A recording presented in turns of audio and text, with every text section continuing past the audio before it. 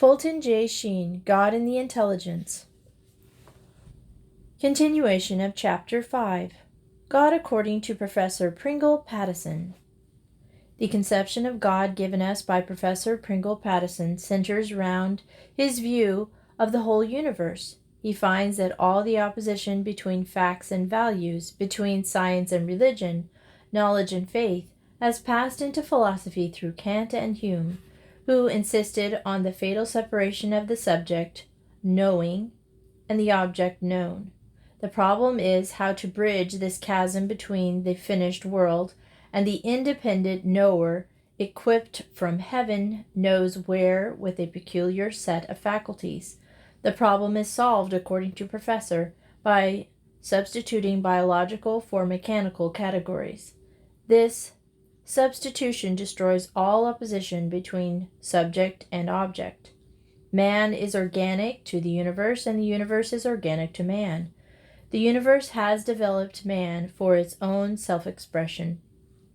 This is the goal to which nature is always working, namely, the development of an organ by which she may become conscious of herself and enter into the joy of her own being.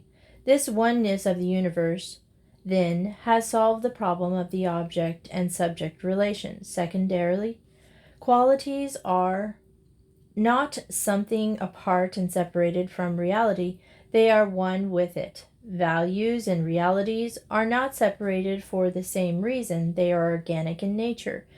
Neither are God and nature separated, for there is something organic between God and man and God and the world. To maintain that God and man are two independent facts is to lose hold upon the experienced fact, which is the existence of one in the other and through the other. The true revelation of the divine must be sought, therefore, as I have contended, in the systematic structure of finite experience as a whole. The traditional idea of God, then, must be profoundly transformed, for the traditional idea, to a large extent an inheritance of philosophy from theology, may be not unfairly described as a fusion of the primitive monarchical idea that Aristotle's conception of the eternal thinker. The new conception of God, then, which will be more in keeping with our times, will not be the God of Aristotle, a God standing outside the world's process. There is much left out of such a conception. The life of such a God would be one of the heartless ease, troubled by nothing. The new idea will avoid two externals. First, that of purely immanent view of the divine as an equivalent to sheer pantheism, in which no distinction whatever is drawn between God and nature. And secondly, that of the transcendence, which is equivalent to deism, which, according to this author, is exemplified by the rigid monotheism of the Jewish people and the Mohammedisms. What follows is important in the present connection. It may be suggested that the transcendence which must be retained and which is intelligible refers to the distinction of value or of quality, not to be ontological separatedness of one being from another. God and the universe are the organic one to another. They have both existed eternally. Creation is, therefore, an eternal act. It is an external procession of communication, the infinite and through the finite in and through the infinite. God, therefore, is not purely immanent, nor is he purely transcendent. There is only one phrase which expresses what he really is, namely organic with the universe. He becomes an abstraction if separated from the universe of his manifestation, just as the finite subjects have no independent substance outside of the universal life, which mediates itself to them in a world of objects. We may conceive God as an experience in which the universe is felt and apprehended as an immanent harmonious whole, and we must, of course, distinguish between such an infinite experience as the experience of ourselves and other finite persons, but we have no right to treat either out of relation to the other. In conclusion, God is not the absolute living in solitary bliss and perfection, but a God who lives in the perpetual giving of himself, who shares the life of his infinite creatures, bearing in and with them the whole burden of their finiteness, in their sinful wanderings and sorrows, the suffering without which they cannot be made perfect. The omnipotence of God will mean neither the tawdry trappings of regal pomp, nor the irresistible might of a physical force. The divine omnipotence consists in an all-compelling power of goodness and love to enlighten, and grossest darkness to melt the hardest heart. And thus for a metaphysics which has emancipated itself from physical categories, from the ultimate conception of God, is not of pre-existent creator, but, as it is for religion, that of the eternal Redeemer of the world. This perpetual process is the very life of God, in which, besides the effort and the pain he has tastes, we must believe the joy of victory won. God according to Mr. Douglas Fauchet. In order that contemporary philosophy might descend to the full depths of an anti-intellectual and consequently of any effective philosophy, it was necessary that some one should herald the power of the imagination. Bergson had exalted intuition and sympathetic fusion with the external world.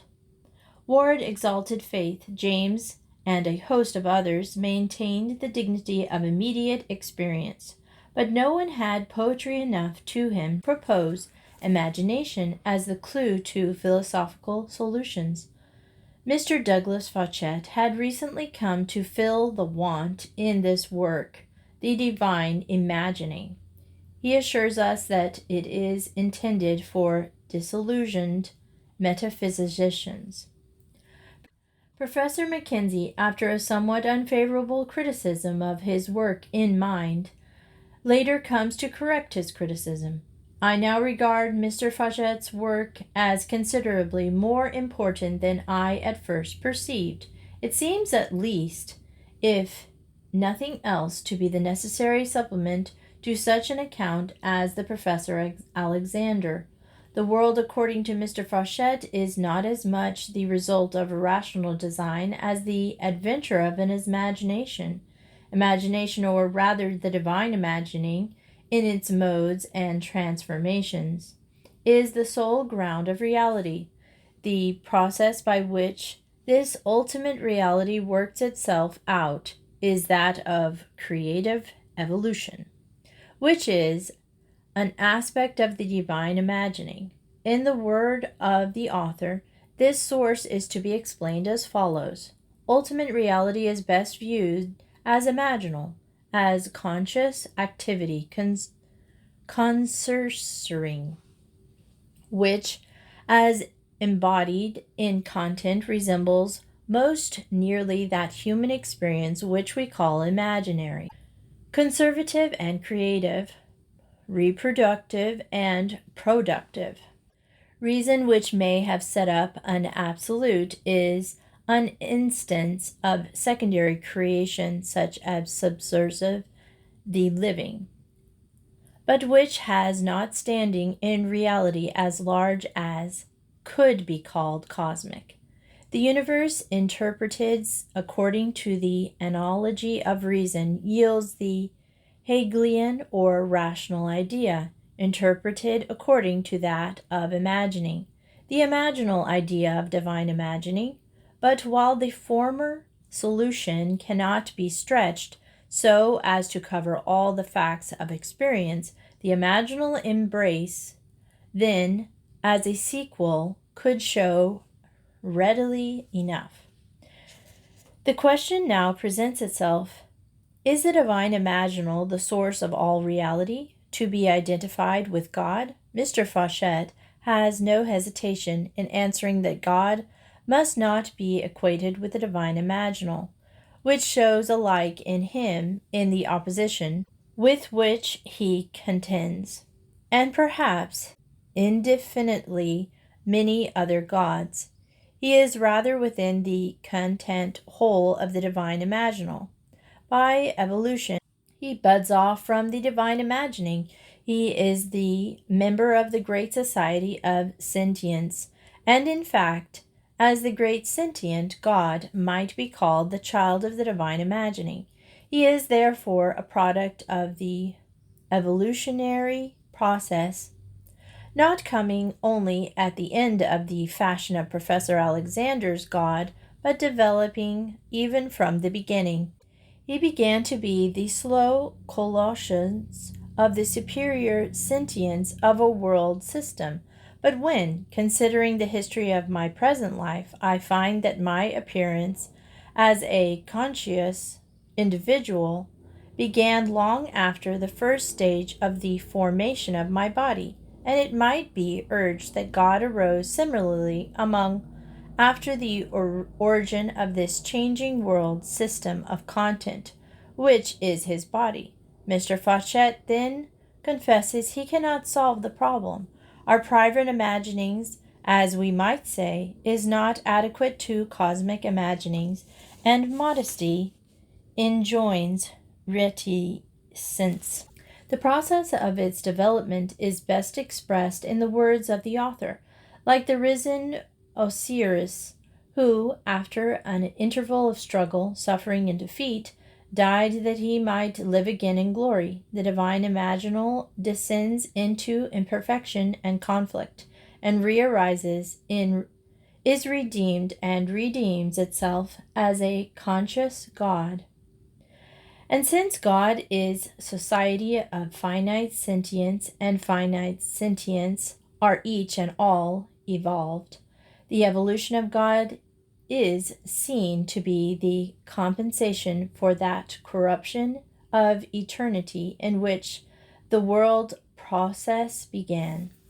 To close our rapid summary of the doctrine of three individual philosophers to see how characteristic they are of contemporary ideas, we add a few descriptions drawn from many diverse sources. God may be described as a perfect process, a phrase Sir Henry John has used, but this seems to be contradiction. It looks obvious that what is perfect cannot change except for the worse, and it does not seem easy to justify the conception of the divine being as moving from perfection to perfection. Compared with the latter stage, the earlier manifestly comes to appear to be defective and imperfect.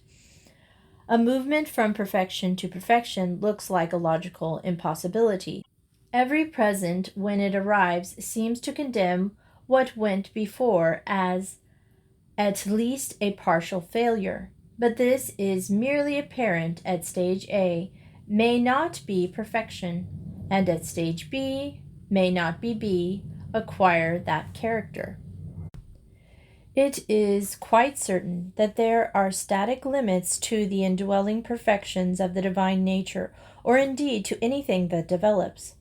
What is admirable is a grown-up man can be repellent in a child.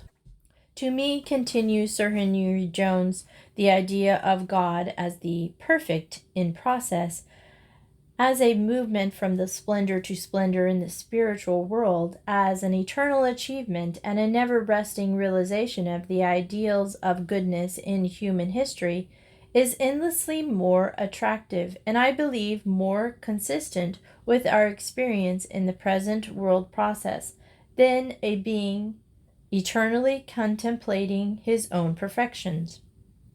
If a figure may represent him, Mr. Wells tells us, it must be the figure of a beautiful youth already brave, wise, but hardly come to his strength. He should stand lightly on his feet in the morning time, eager to go forward, as though he had but newly arisen to a day that was still but a promise. He should bear a sword, that clean, discriminating weapon.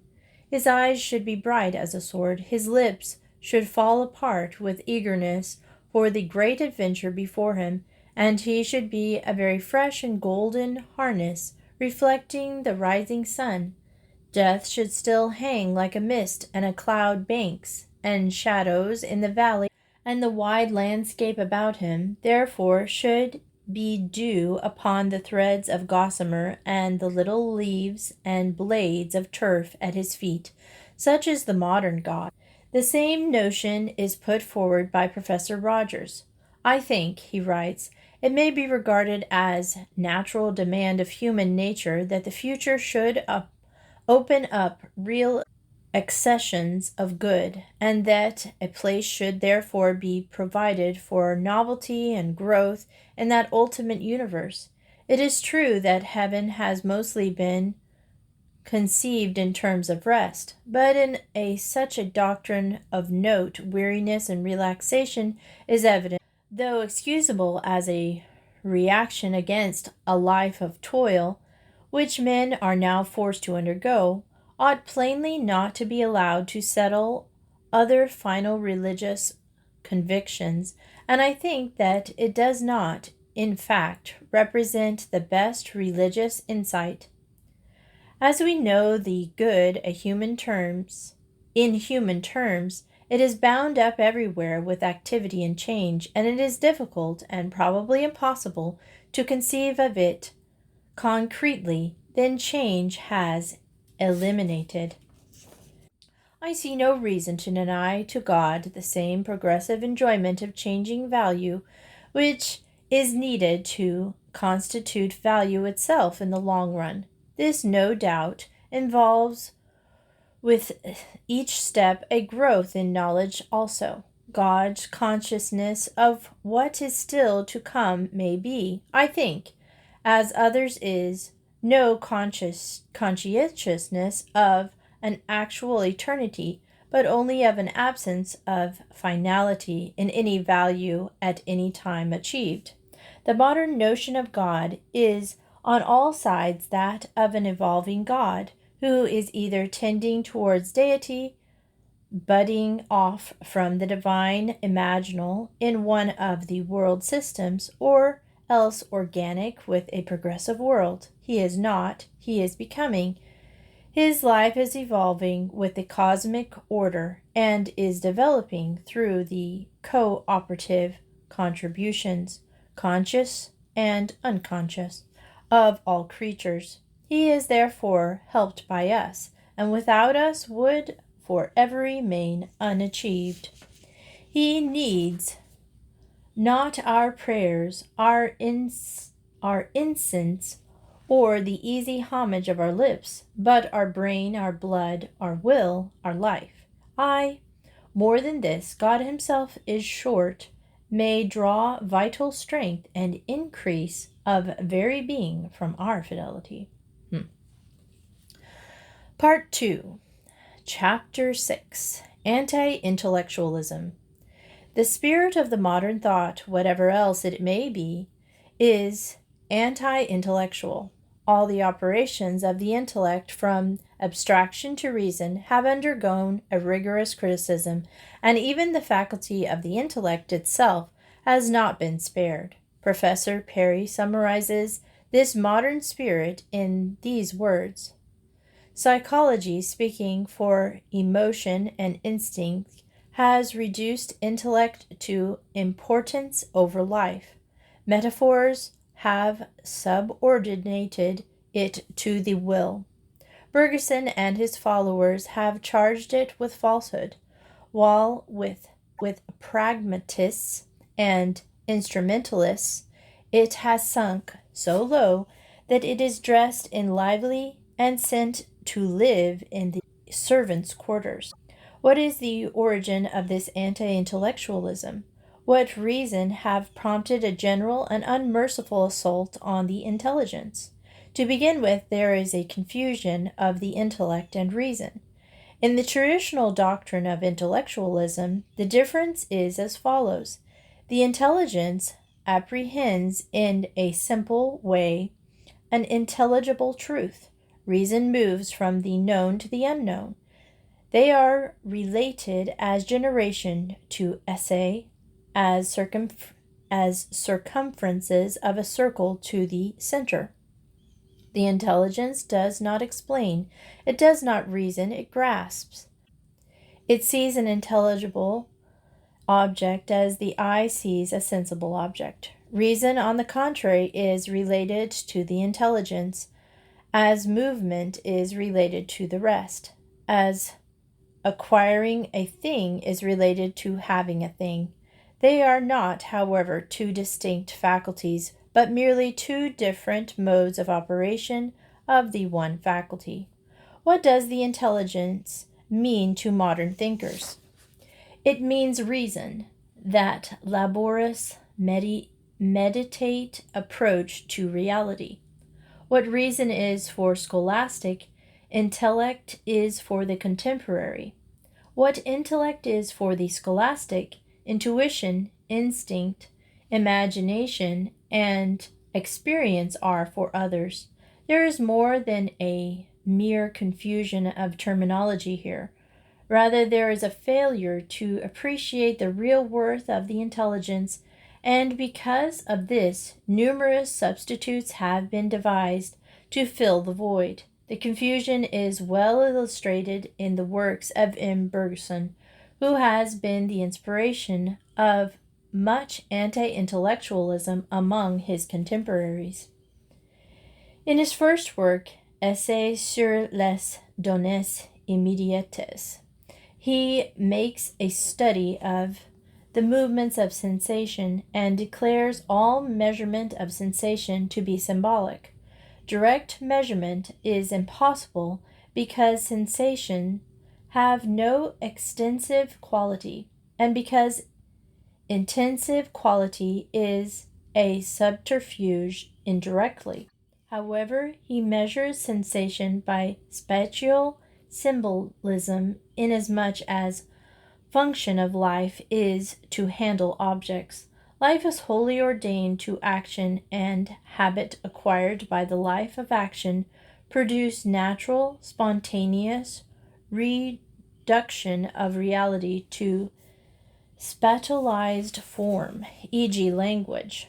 Conclusion is, then, that there is a more conscientious than the spatial symbol can represent.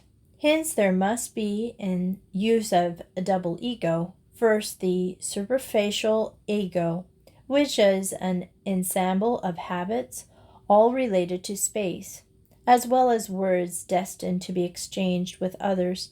This ego reacts automatically in practice, and upon a given stimulus, the reaction is previsible, e.g., recalling the man's name on seeing his face. Besides this superficial ego, there is the profound ego, which basks in freedom of contingent and qualitative and the heterogeneous fashion of all reality in pure duration.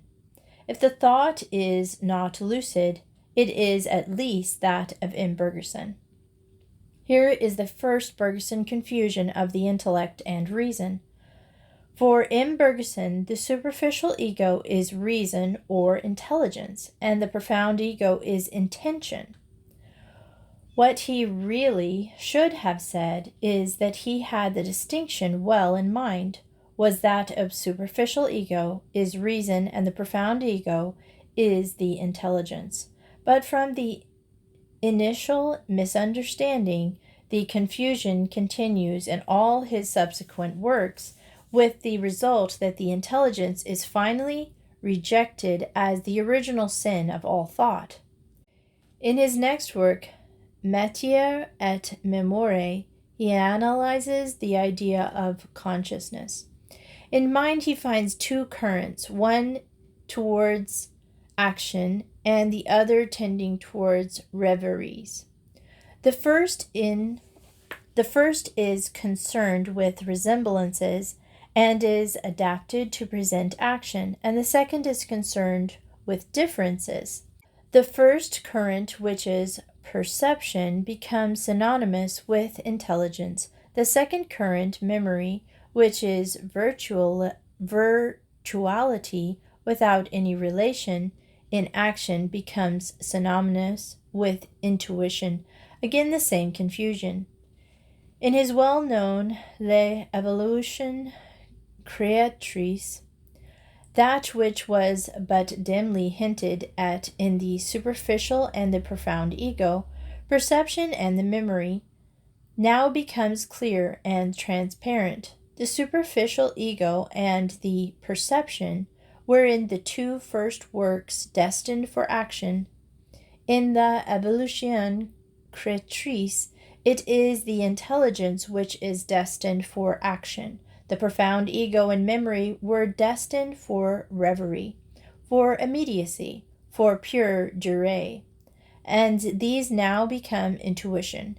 The confusion still remains. Intelligence is taken for reason, and the reason for intelligence. Looking at the works of M. Bergson from the point of view, it is quite true to say that logically, L'Evolution Créatrice was the first of his works, although it appears last in point of view of time. The ideas of this latter work were really the inspiration of all the others.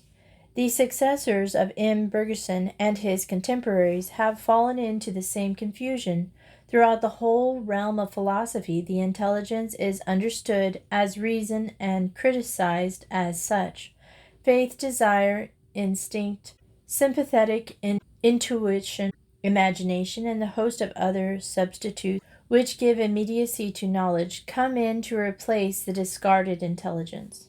What the contemporaries are attacking, then, is not the intelligence, for intelligence is the immediate and intuitive knowledge, after which they are seeking under the forms of desire, experience, sympathetic intuition, and the like. The attack is really directed against reason and against scientific intellectualism of the last century, and in no way against the scholastics of the traditional doctrine of the intellect. The traditional doctrine of the intelligence is beyond their attack, either because it is known or because it has been wrongfully identified with the false scientific intellectualism of the 19th century. The history of this philosophy is so well known that it suffices merely to recall it briefly. The growth of modern philosophy is not organic. It grows not from within like a living organism, but from without like a crystal. It grows on contradictions, swinging always between the two extremes. It passes perceptibly from one extreme to the other. Traditional thought, on the contrary, which is the philosophy of a school and not of individuals, grows and expands by the development of first principles. It remains in the means, and would fall into error only if it moved towards the extremes. The ethics of Aristotle, for example, avoided the extreme rigorism of the Stoics and the extreme liberalism of the Epicureans. The metaphysics of Aristotle avoided the static philosophy of Parmenides and the dynamic philosophy of Heraclitus. By necessity, in every error there is a half-truth. Every philosophical and theological error is either an exaggeration or an under-emphasis. No system of thought is bad. In se nothing is. Ins et virum converterentur.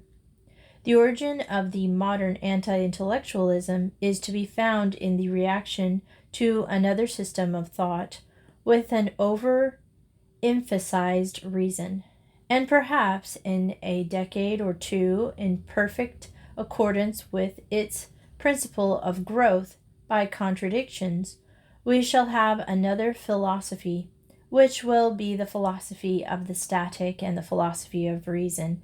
It is bound to come unless modern thought really takes over the biological growth to which it is so devoted. and begins to grow from within rather than from without. Scientific intellectualism took as its inspiration a form of degenerate Cartesianism. Descartes took at his rules of method to accept only those things which could not be doubted. In this spirit, scientific intellectualism, misunderstanding Descartes, thought to make war on all the mind could not comprehend.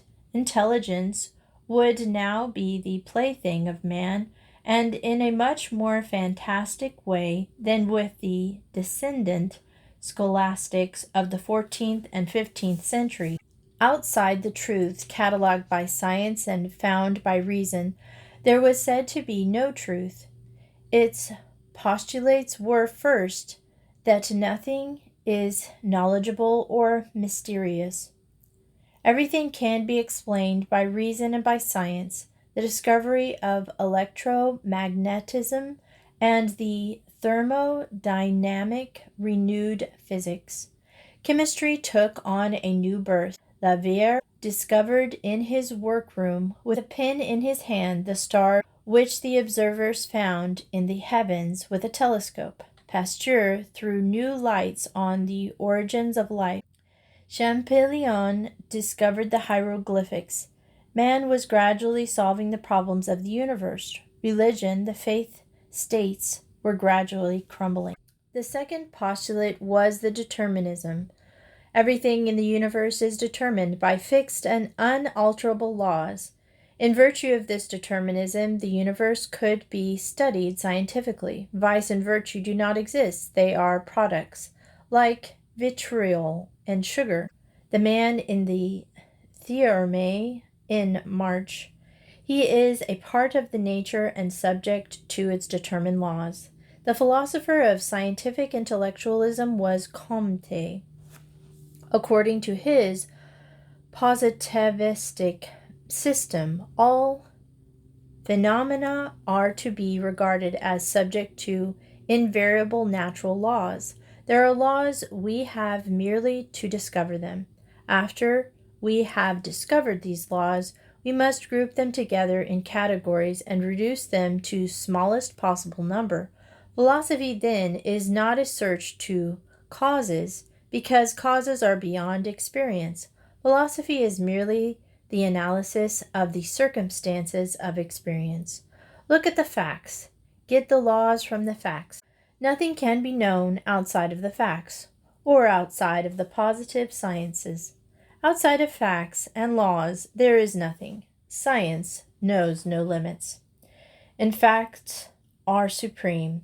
What is not a fact is an illusion. Substance, causes, metaphysics, principles, and the like are illusions. The metaphysical stage of man is merely an intermediary stage between the age of fable and mythology, which for the Comte is theology, and the age of science, which is the age of positivism. Metaphysics exited merely to give verbal formulae to the image of the imagination, substituting, for example, a vis dormitive for the Sandman. Kant and Comte, positivism and criticism, agreed that nothing outside of phenomena science can be known, and certainly they repose on indisputable facts. Kant and Comte, however, deferred to the limits of science. Kant went further than Comte. For Kant, what pure reason could not demonstrate, the practical reason might postulate. What Comte relegated to the metaphysical and theological age of evolution, Kant referred to the much more dignified practical reason. Proud of its own reason, convinced that nothing was beyond its power, such a spirit was destined for a fall and for a reaction. The reaction came, as it always comes, in moments of satiety, but unfortunately, instead of reconstructing reason, it destroyed it altogether and fell into a furious anti-intellectualism. What then is modern anti-intellectualism? It is an attack upon the faculty of the intelligence, or it is an attack upon the state of mind.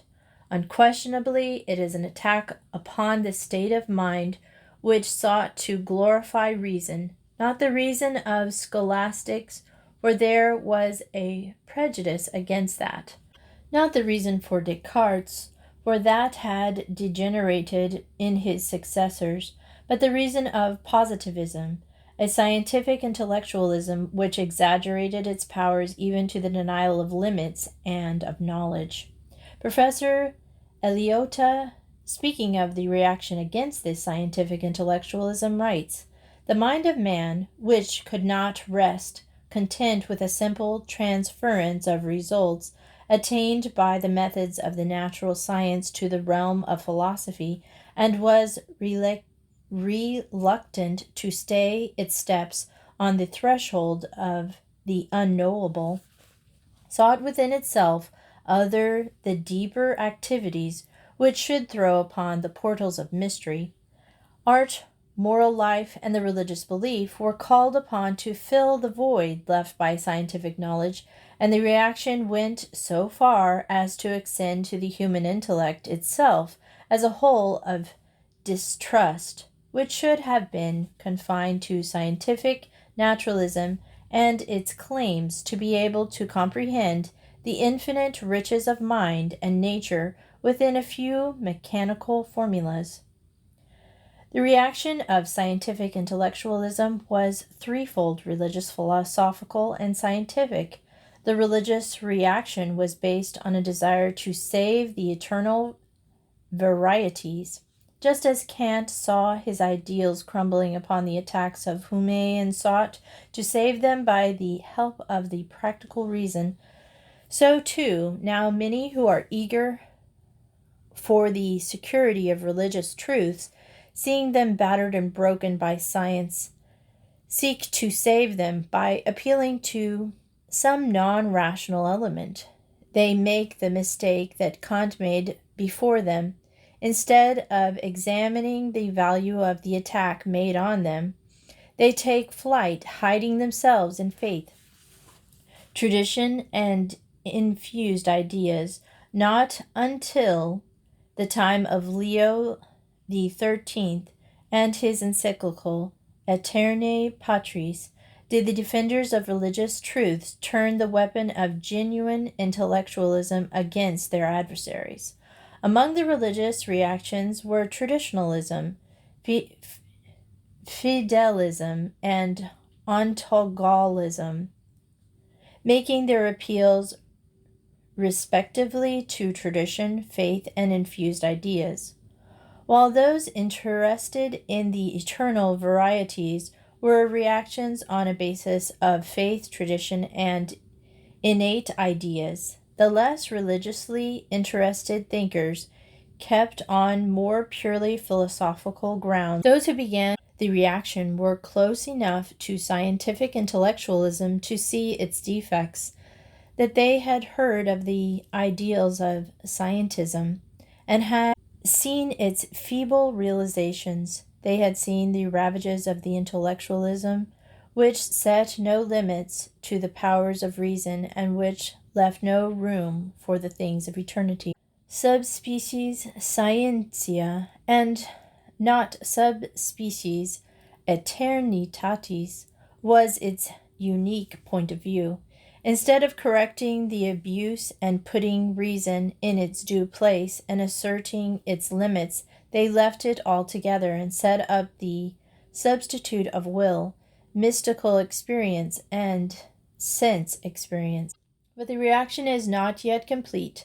Even the empiric criticism. Professor Eliota writes, "The concept of pure experience, the functional relation, the subtle dependence of elements are remnants of the old intellectualism. We must go further and deny all and every permanent relation and form of conceptual reflection. If we would attain to the deeper experience which abstract formulae have falsified and impoverished.